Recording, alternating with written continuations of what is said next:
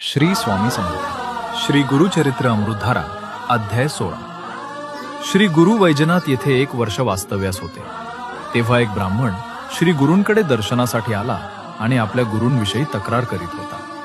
मी त्यांना सोडून आपल्या चरणाशी आलो आहे, मला उपदेश करा अशी विनंती केली. तेव्हा श्री गुरु म्हणाले, तू गुरु निंदा करून स्वतःचे अहित करून घेत आहेस.